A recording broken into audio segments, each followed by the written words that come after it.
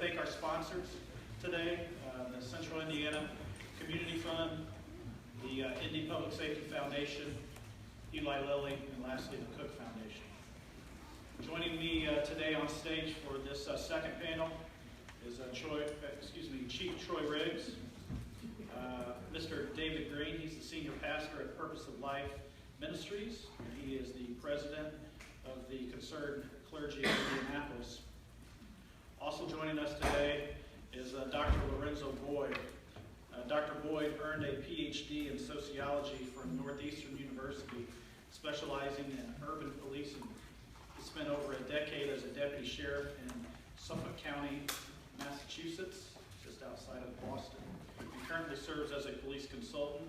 Over the last several years, Dr. Boyd has built several graduate programs and professional graduate certificates. He developed academic curricula for criminal justice graduate and undergraduate degrees, and developed several 40-hour police training modules and promotional assessment.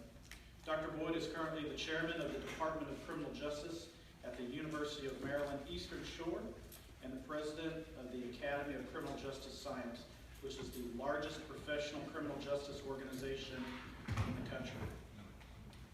We had a good breakfast, nice dialogue. Everything was going great with Dr. Boyd until he told me he was a lifelong New England Patriots fan. So on behalf of Indianapolis, welcome, sir, to Indianapolis. And once I had that conversation, he reminded me that the Patriots went 3-1 after Deflategate. So thank you for that as well. So enough of my joking around. Chief Troy Riggs. All right, good afternoon. Hey, thanks for sticking with us. A couple things just real quick. We're going to change the format just a little bit. Rick's going to take a well-deserved break. Can we give Rick a round of applause? Thank you, Rick.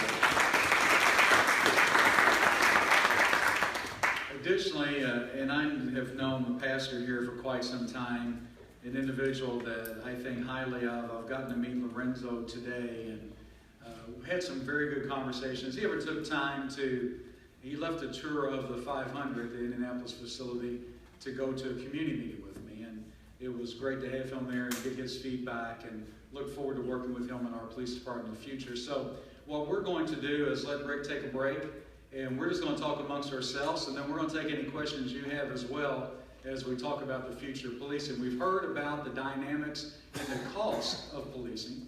We've heard about the increases in public safety. And I would say as well, I think it's important to note that when departments and cities talk about public safety, they're talking about different things.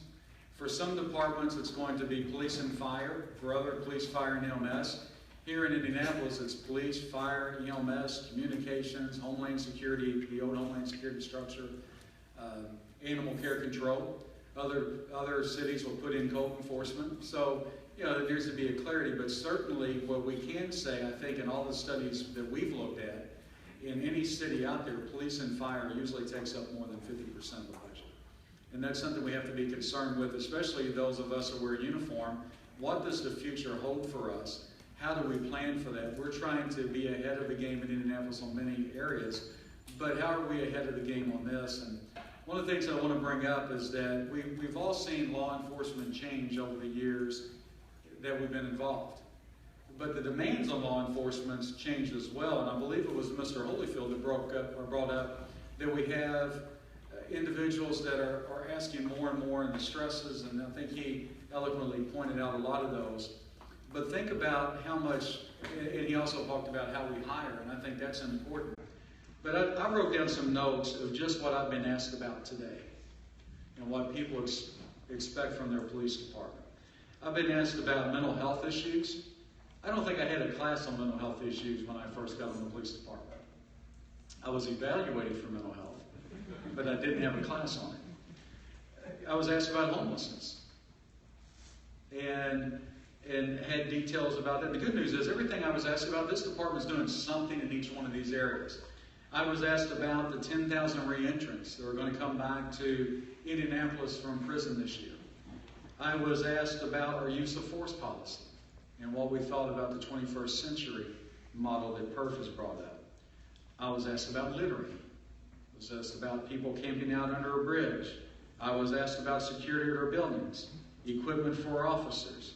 I was asked how come we are not at the level of officers that the FBI says in statements that we should be.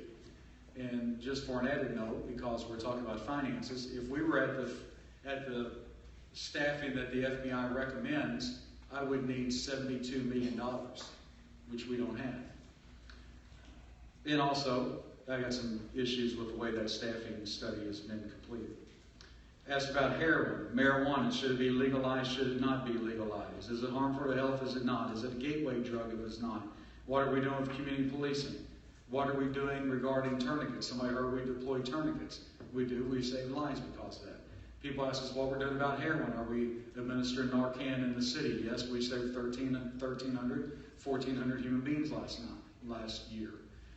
These are all the issues and others. And the reason I bring it, think about all we've talked about. We've talked about social issues. We've talked about crime issues. We've talked about equipment issues. We've talked about police officers, how to evaluate police officers. I mean, all of this is what people demand. And yet back to what Ron talked about, talking about how we hire officers, do we need to start looking at what type of officer we hire in the future? Do we need a more generalist officer that understands a little bit about everything and not just tactics? Not just a basic education. Someone that understands mental health. Someone that understands the social issues that drive crime and lead to a degradation of quality of life in many of our cities. That understands the issues that dependency brings on. Understands all these issues. Someone that's able to articulate to the community what those issues are, and more importantly, find solutions to those issues. That's a lot more than knowing how to tactically go into a home or to tactically take down someone in a suspected car. That's still important. So what we need is someone that's brave, someone that's intelligent, someone that can make good decisions, and someone that gets it, and someone that's not willing to make a decision. And if we start recruiting for that in the future, do you think we're going to have to increase our salary to attract some people from other professions that have that as well? And when we do that, can we afford to have the same type of workforce that we currently have? Do we still have the luxury of using a 2.5 per every 1,000 as the benchmark, which we're way below? Do we still have the luxury, as we have in the city, of having 1.9 per every 1,000 for police officers? Or do we need to retool how we respond as police, things that we do as versus what a civilian can do? You know, hiring a civilian saves us about $60,000 per slot here in Indianapolis. But back to what Mr. Olson said, people don't run as politicians to hire civilian employees, they run to hire police officers.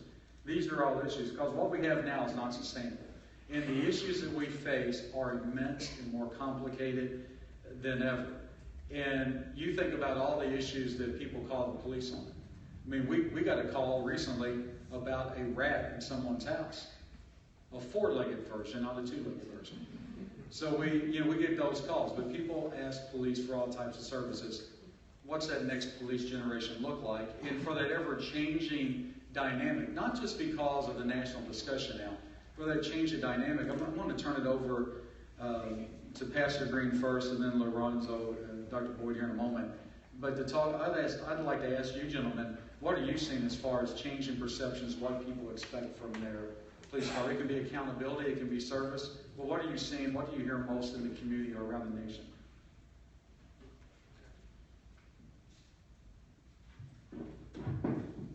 First of all, good afternoon to all of our officers. We, on behalf of the community, I want to say we thank you for your great efforts. And we certainly recognize that the duties of the police department are shifting. Just looking at the topic of mental illness, on last night we were part of a mental illness forum there at Blackburn Terrace. And because we're trying to bring awareness to the changes that are happening and addressing a need in our community. Obviously we have CIT officers, but we know, I feel like part of, as a community leader, responsibility is to make sure that the community understands our police department is changing, that it's shifting. And a piece of what they do, CIT officer is a great example, because we have to convince the community, when you call 911, you can trust and say, I'm asking for a CIT officer to come.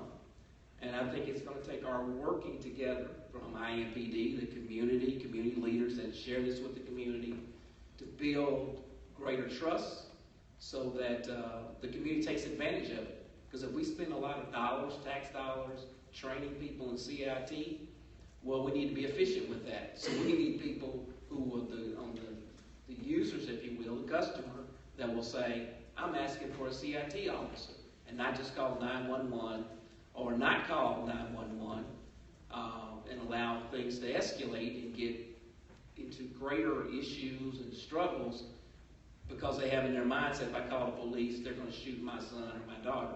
They've got to be thinking the police department is changing now. One of its resources is CIT. And so as we roll out different programs, IMPD comes up with different approaches and tactics. Part of it is in informing and educating the community, and a lot of that has to come from community leaders. While certainly we love what you're doing and we know it's necessary, we also have pockets in the community would be like, well, they're a little leery. And they're a little leery, maybe not because something happened locally, but something that happened nationally. So when they see stuff that's on the news, it makes them say, well, wait a minute now, I'm not sure I want to call the police or engage the police in this situation. And we have to convince them it's all right. These changes are something that we have that's positive, that we're together on, and because we want all this money being spent, we have to be efficient and effective. We've got a Reuben Engagement Center coming that's going to open. We're excited about that. And again, it goes back, we have to convince the community these things are in place. They're positive. You need to take advantage of them. And it has to be in such a way that people are trusting. Because the greater trust we have, the better things are going to be for our community, the better the relationships are going to be. We know we have to communicate. We have to trust each other. And that takes work.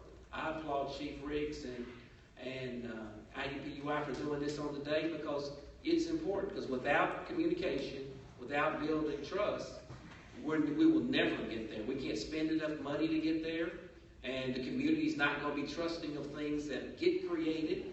And that's not the path of success. The path of success involves our working together because we do need each other.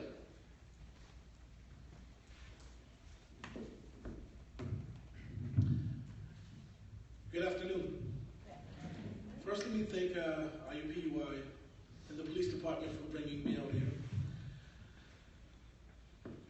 Every week I'm in a different city, sometimes multiple cities in the same week, talking to police agencies, doing training, talking to community members. Recently, I'd like to start discussions a little differently. Somebody close to me came up with the term, what would happen if? So for the purposes of what we're talking about today, when we talk about funding the police, what would happen if we did a paradigm shift in policing? What would happen if we stopped focusing on the police as law enforcers and spent more time with them as police officers?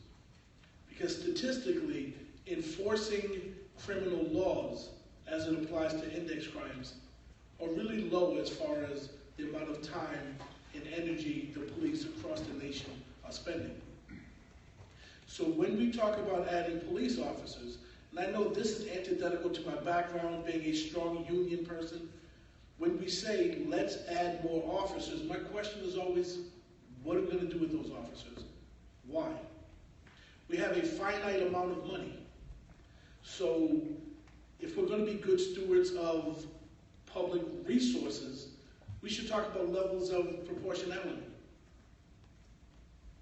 If we're spending 60 or 70% of our tax dollars on public safety vis-a-vis policing, then the implication is 60 or 70% of the problems in our city are law enforcement problems. But we're finding that that's actually not the case. Because as Dr. Noonan pointed out, crime rates are actually decreasing. The amount of violent crimes, the amount of property crimes are actually decreasing. When we talk about what happens with police, people always tell me there's a war on police. And granted, There are things happening now, there's more media portrayal, but statistically, 2015 was among the safest year for police officers since the Reagan administration. So no, technically there's not a war on police outside of the media. Police are safer today than they were before. And when we have money, and believe me, I've helped many a department write grants. Usually the money goes to munitions, or goes to buying Bearcats, or more TAC gear, or more equipment. What would happen if we did a paradigm shift with the police and the police weren't as reactive? Because nationally, upwards of 90% of policing is reactive.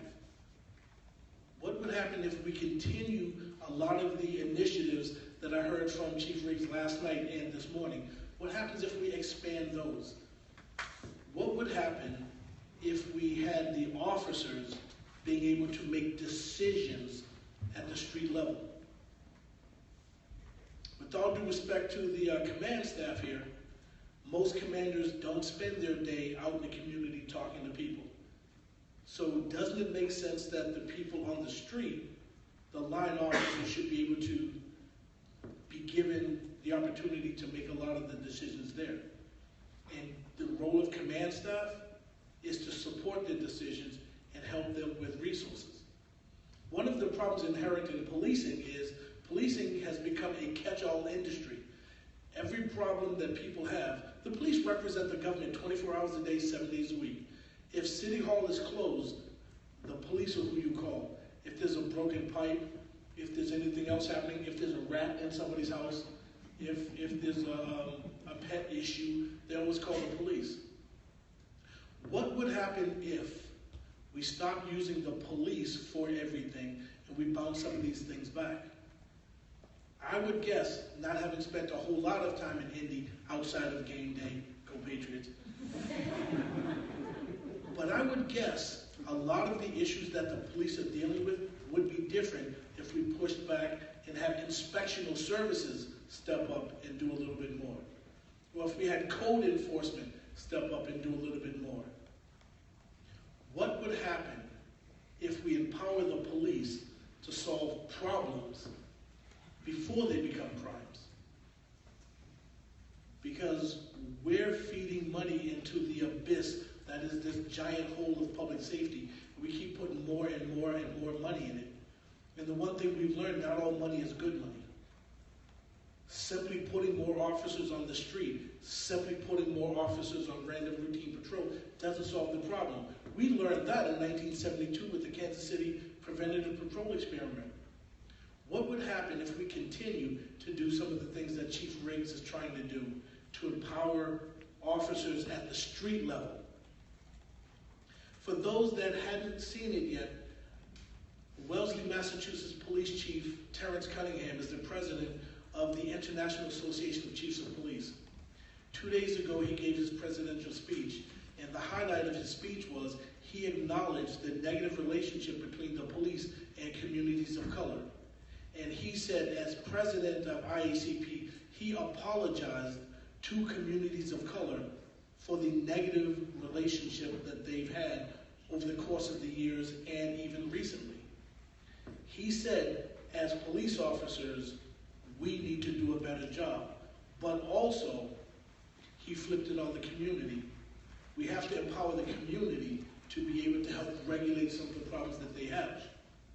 When we look at crime rates, we notice certain neighborhoods have higher crime rates, not necessarily because there's more crime there than in other places, but because we're watching them more. And the more you watch, the more you'll see. What would happen if we empowered community members to be active partners in this? If we were able to do that, the conversation wouldn't be, we need more money. It's just about resource allocation. And from what I've seen in the last 24 hours, IMPD is doing a really good job in going in that direction. Clearly, they're not there yet, but I'm pretty impressed here of some of the things I'm seeing with the police department. We have a question. It really talks about how does the philanthropic community really improve public safety and how do they fill operational gaps. And I'll fill in a little bit of that and let the other panelists talk, but let me go back, and some of you heard this before, but we're really trying to use data at a level that's other cities aren't. So we can tell you, for instance, thanks to IUPUI and their help and our new data center, we can give you numbers that are startling. I mean, we have areas of our community. We have 8 square miles where 30% of the homicides occur. We have 15 square miles where 45% of the homicides occur in a city that we're responsible for about 380 square miles. So we know that. We also know that people that live there are living in depression-like areas. 25 to 30% of the homes are vacant. We know that most of the people that live there, the number, approximately 80%, don't have the basic education to get a middle-income class job in today's America. We know that hunger is a real issue. Clothing is a real issue. Dependency, mental health issues are real issues. These are areas that need our help. We can't let a Hoosier fall behind because they simply live in a poor area. Most of the people live there are just trying to make ends meet. So how do these social services, how these nonprofits get involved? That's the beauty of Indianapolis. And I tell people around the nation it's uniquely Indianapolis. A lot of cities have this, but not to the level that we do. And we hope that other cities can grow. That's one of the reasons that Louisville was here today, to learn how we work with partners. But let me give you an example here. Since we've been able to use that data, IUPUI helped the city put in for a grant for the Bloomberg Project. It helps us become more efficient and effective. That data was the backbone that began that conversation that ultimately received the grant. But that's not the most significant. The most significant is United Way went out to get a SIF grant and put in, based on our data that we were using as a police department and seeing the type of outreach that we had, and they went out and got a grant for, I believe, $13.7 million that'll be utilized in our high crime areas to deal with those exact issues. Now, we can't be experts in all these, but we can be the conduit to bring in services to the area from the experts. And so they got that grant for the next 3 years in our highest crime areas. These issues we are usually reactive to, we can be proactive now and go into these areas. And United Way may be able to extend that to 5 years instead of 3. Central Indiana Community Foundation is putting over $2 million a year in crime prevention grants, most of them going to these high crime areas. The mayor has reorganized to make sure that city government and all the agencies are focused in using our data to deal with the issues in these areas. And then we have groups, small groups that don't have $13 million, but members of churches moving into high crime areas. And they're being strategic. They're moving into areas where they believe that future development is likely going to occur, where home prices are actually going to rise over time. And they've really did this study, so they're moving in these areas. They're buying homes that are vacant. They're rehabbing that home. Simultaneously, they take young, struggling mothers and they give them life skills, they give them employment, and then they help them purchase a home so their children can live in a safe environment. And as the housing prices increase, they, for the first time in their life, have some type of financial equity to build their life upon. That's the type of work, and that's how the community get involved. These issues we're facing are far larger than a major city police department. They're far larger than 1,600 employees, 2,000 including civilian employees. We have to be focused as a community. It's going to take all of us as a community working together. So nonprofits, faith-based organizations are vitally important for the ultimate success of not only our city, but quite frankly, our nation as well.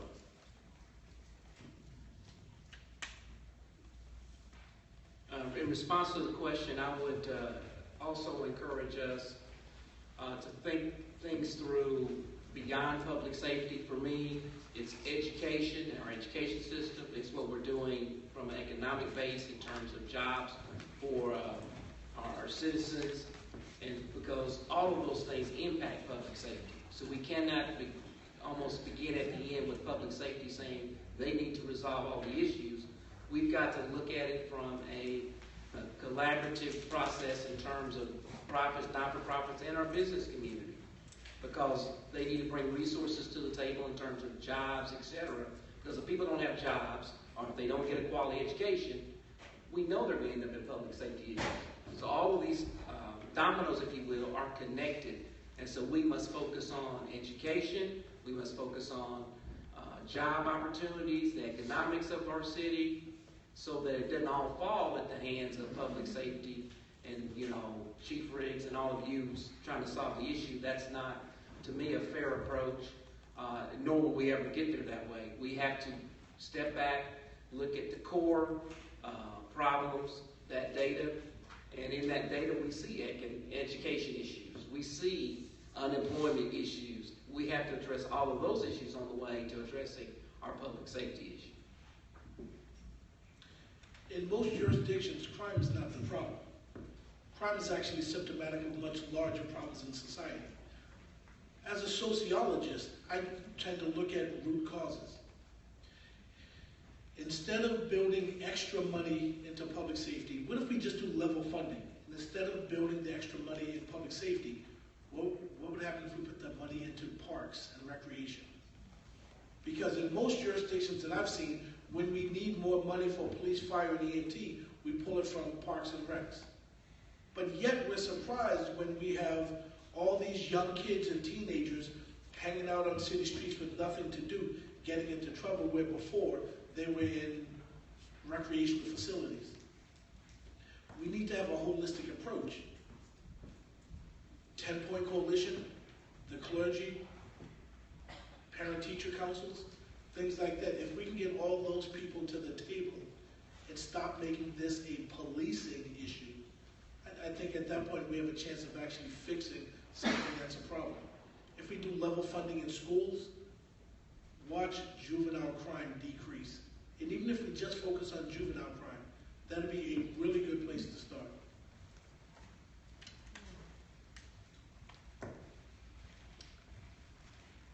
Any questions from the audience? Three of us can talk a long time. Would you, Pastor Green, talk a little bit about the OK program, what we're trying to accomplish there? It's a small start, but it's a beginning, and what you hope to accomplish. One of the other programs that we've been able to implement in 2016 is our OK program, or Our Kids program. It's a national program that started out in California. We brought it here to Indianapolis, that involves IMPD, school district, and the community working together to work with our young people. In this particular situation, it targets African American young men that are in middle school and high school. An officer works with them and coordinates what is called kick-it sessions, or time that they spend together on a Saturday. At that kick-it session, we bring in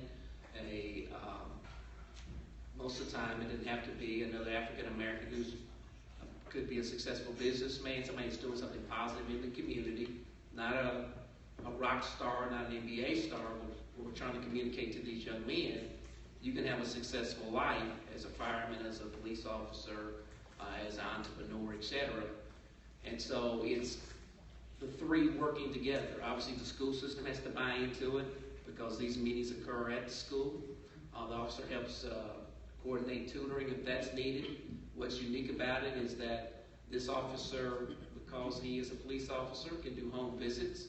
So if the young man doesn't come to school, they can go to home and say, "What's up?" And that has happened. And what we see with the OK program is student achievement improves because student attendance improves, and these young men are involved in positive activities as a part of, kick-it sessions after there's the learning piece, if you will.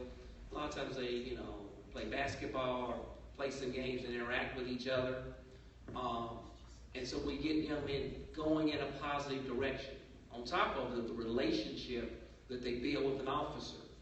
Part of what we know the challenge is today is, if they're listening to rap music, etc., is, well, you don't want to be talking to the police. Well, in this case, they're hanging out with a police officer. They're meeting other police officers. They're hanging out with other African American men who are positive contributors to society. So the relationships develop that improve across the board, even amongst the adults, as well as the young men. So this program has been going on now for about a decade across the country, and we've seen phenomenal results in terms of young men that don't go to jail. Almost, exclusively anybody that's participating in the OK program has not ended up in the prison system because they've gotten direction, they've had support. Many of these officers are literally the father figure for these young men. And then the young men amongst themselves, they're taught to respect women, to watch their language, etc. And so now they've got something that they normally wouldn't get just hanging out in their quote-unquote neighborhood. And so that relationship is very powerful. It moves us in a very positive direction. Instead of losing a young man, we're gaining young people that will be, because some of them have gone on to be police officers. And I think we're hoping that they will be a part of a program here in Indianapolis so that we train up some future officers that will come out of the OK program so that they know, well, this is what we do. It's all right to be respectful and to move in a very positive direction. Those types of programs are very important, and we can't do it unless all of us are at the table. The community's responsible for, raising, dollars for these kicking sessions because these young men got to eat. So we do that. We send them on a trip at the end of the year. That's kind of a carrot that's dangling out there so they can go to Washington, D.C. or to Atlanta or to Florida. And a lot of these young men wouldn't get that opportunity without participating in the OK program. And then they know if I get my grades up, I go to school, I don't get in trouble. A piece of what happens is I could be going to Florida. I could be going to Washington, D.C. I could be going to visit some museum in Cincinnati. Those things are very important for just to keep our young men encouraged and keep them out of trouble. Dr. Boyle, we were talking earlier, we'd love to have you come back, sit through one of our command staff meetings, take a ride along, give us some advice. I'm not going to pay you since you're a Patriots fan.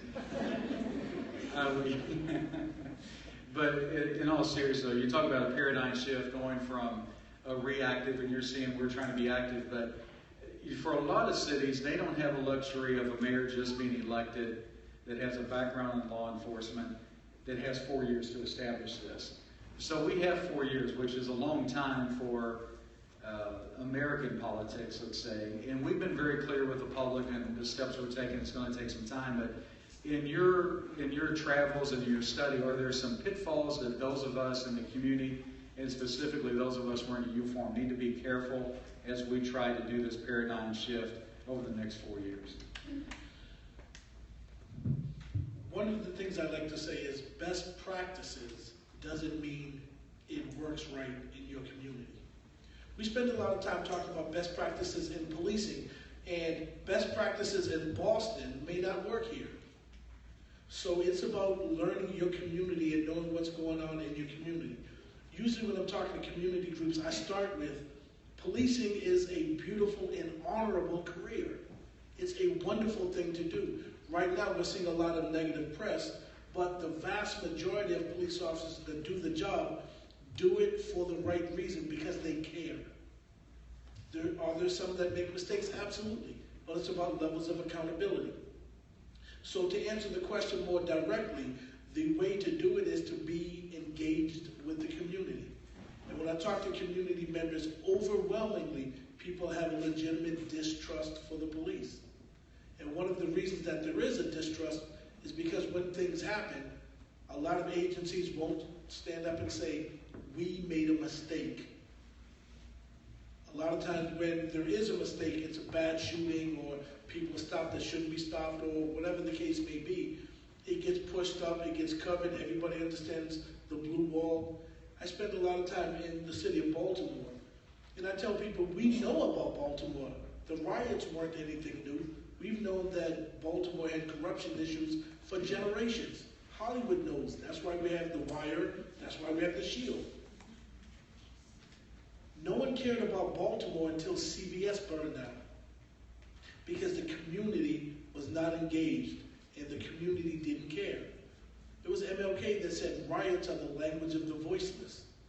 If you empower your community members, if you give them a voice and let them have a say in some things, it'll actually solve a lot of problems.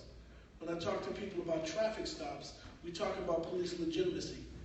I'm at the tail end of writing a policing text. Chapter 1 is not the history of police. Chapter 1 is police legitimacy. And the example I like to use, you're on any major street in your city or your town. You're on Meridian and you're doing traffic stops. And somebody comes down and they're doing 20 miles over the speed limit. By a show of hands, if you see a car doing 20 miles over the speed limit, how many would actually stop them and ticket them? By a show of hands. One person. Nobody's ticketing for 20 over? God, I'm coming back to this. So typically, you're going 20 miles over the speed limit, you're going to ticket somebody, typically. So you walk up to the car, and most people made up in their mind, you're getting a ticket, if not worse.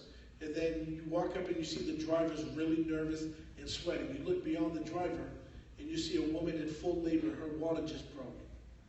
Can you give them a ticket? Absolutely. Should you give them a ticket? Of course not. Because something is legal to do doesn't mean that it's the right thing to do. And instilling police legitimacy in the community is a way that you're going to stop, because that doesn't cost any money. We don't need to raise taxes for that. We don't need a referendum for that. Building legitimacy in the police is about relationship with the community. We spend a lot of time making sure that we take tips from citizens and go into communities to try to get the individuals that have propensity to commit violence. And I think both of you had experience in seeing this, but what happens to a community when the police come in and do sweeps, but they're not going after the individuals that are committing crime? They're looking for them, but they haven't worked with the community. And I know this happens in some other cities where they're actually going in and they're using that broken windows theory to charge anyone doing anything remotely wrong in one area of town that they would never enforce in another area of town. How detrimental is that to police departments long term, and is that something that's still an issue nationally we still need to talk about? That is one of the worst things that I've seen, and academically, the whole concept of broken windows, I think, is flawed. I think in theory, it was a great idea. You fix small problems, larger problems then won't happen. But let's call it what it is. It's zero tolerance policing. We do zero tolerance in certain communities and not others. If we were going to go zero tolerance citywide, the whole criminal justice system would shut down. So when we talk about zero tolerance policing, when we talk about broken windows policing, what we're actually saying is we're doing biased policing. And people see what's going on. And when you do a sweep, even in the neighborhoods that have high crime rates or have high drug encounters, you're doing sweeps here, but you're not doing sweeps there. Regardless of how you want to spin it, the community sees that, and they see that as biased policing. So you have to kind of be accountable for that. You do need to deal with issues of crime, but the vast majority of the people in these communities aren't criminals. They're people that have situations or economically depressed, but they're not criminal. So we have to be aware of biased policing. The optics are real, because for a lot of members of the community, perception really is reality. Do you think it helps when we do make an arrest, a significant arrest? It is based on tips from the community. Does it help when we come back in with the social service and we're feeding individuals, we're helping with mental health issues, we're helping the families left behind, or helping individuals in the community? Does that give another view of policing? Do you think that's going to help? We're trying that here, but I'm interested in just kind of what you think that's going to look like long term. We're committed to it, and I think I told you earlier, we had a sweep, we arrested 50 people, all on complaints from residents in that area. A lot of frustration, they felt like they were taking their complaints seriously in the past. But after that, we sent social service in, and by talking to the people we arrested, and we're able to help 38 individuals after that arrest. And that's the police department that led that charge, working with our friends in social service. That's actually what policing really is. That's not a law enforcement mandate, that's a policing mandate. And the primary mode of policing is community service. So as you're arresting the people that need to be arrested, that's a service to the community, but you then can't pull these people out. Some of these people are primary breadwinners and then leave the void in the community, because when you leave that void, then that's when the criminal element moves in. Gentlemen, do you have any else, we're going to wrap up here in a minute. I got 2 questions that are IMPD specific. And unfortunately, we've had an officer involved shooting, and I'm waiting to get some details, and I'm going to walk out to deal with that. But is there anything, first let me say thank you. Is there anything else you would like to share before I answer these final 2 questions? Just congratulations on the really progressive things that are happening here. I was really impressed with the stuff that the department's doing. Thank you, sir. Thank you for visiting India, and you could certainly come back, not during football season, though. Anything else, Pastor? No, just again, I thank all of you for what you do, and know that you have community that's on your side. I don't want a wall between IMPD and the community.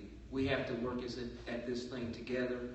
So, feel free to reach out to me, and I know we got other colleagues that are just as concerned about our city as you are, and we know we need to do it together because of the magnitude of the issues that we have. 2 quick questions. One, do you think IMPD officers should be wearing body cameras? Absolutely. Been pushing that for quite some time. The department did a bid, got the bid back, was going to move forward. State legislature changed the rules, requiring more storage. We're going back in the bidding process now. We're hoping to have that bid out by the end of the year and get some body cameras in. We don't have funding for all the force, but to get some in for especially the tactical teams or maybe a district, we're still deciding how that would work. Ultimately, our goal is to equip every one of our police officers with body cameras. Absolutely. From the community's standpoint, they would want to see their officers with body cams. And I know that most of our officers are great officers. I think body cams will help build the trust factor, because at the same time, now you remember these people, you want them to give you leads, etc. If we address the trust issue, you'll get more leads, we'll be able to address more crime, and the community wants to see its officers with body cams.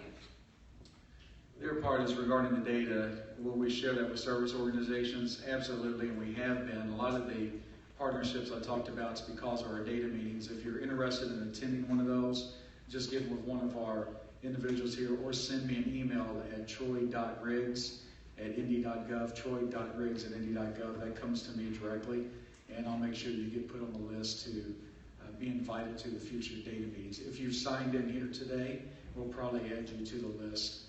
Anyway, you probably didn't sign up for that, but we will add you to the list.